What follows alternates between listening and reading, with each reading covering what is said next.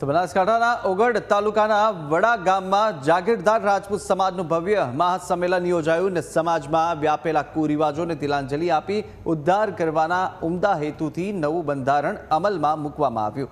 દેવ દરબાર જાગીર મઠના મહંત બળદેવનાથ બાપુના અધ્યક્ષ સ્થાને આયોજિત આ સંમેલનની અંદર ઉત્તર ગુજરાત અને સુરેન્દ્રનગર સહિતના વિસ્તારોમાંથી હજારોની સંખ્યામાં લોકો ઉમટી પડ્યા। ત્યારે નવા બંધારણ મુજબ હવે લગ્ન અને મરણ પ્રસંગે થતા બિનજરૂરી ખર્ચ પર સંપૂર્ણ પ્રતિબંધ મૂકી અને કડક નિયમો બનાવવામાં આવ્યા છે। આ પ્રસંગે સમાજમાં શિક્ષણનો વ્યાપ વધારવા અને દીકરીઓને ભણાવવા પર વિશેષ ભાર મુકાયો।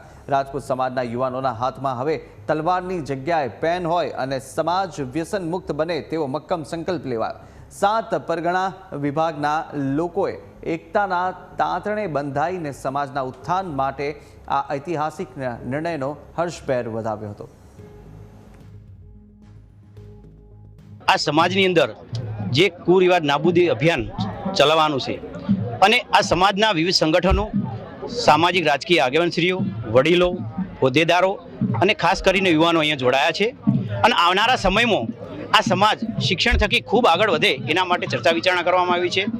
દીકરા દીકરીઓ ભણી ગણી અને આવનારા ભવિષ્યની અંદર પોતાનું એક નવું પ્લેટફોર્મ ઊભું કરે એના માટે પણ આ સામાજિક રાજકીય આગેવાનો દ્વારા ચર્ચા કરવામાં આવી છે, જેથી કરી આ સમાજ અને આવનારી પેઢી શિક્ષણ થકી ખૂબ આગળ વધે એવી આશા અને અપેક્ષા રાખું છું। જે સમાજની અંદર વર્ષોથી જે કુરિવાજો ઘર કરી ગયા હતા એવા કુરિવાજોને દૂર કરવા હાલના સમય પ્રમાણે નવેસરથી નિયમ બનાવી અને ઓછા ખર્ચે મધ્યમ વર્ગ કે ગરીબ વર્ગનો રાજપૂતને પણ કોઈ તકલીફ ના પડે પોતાની દીકરી દીકરાને પરણવામાં એ પ્રકારના નિયમોનો અહીંયા ચર્ચા કરવામાં આવી અને એનો આગ્રહ રાખીને એનું પાલન થાય એ પ્રકારની અહીંયા વાતો થઈ અને એનો અમલ પણ થશે।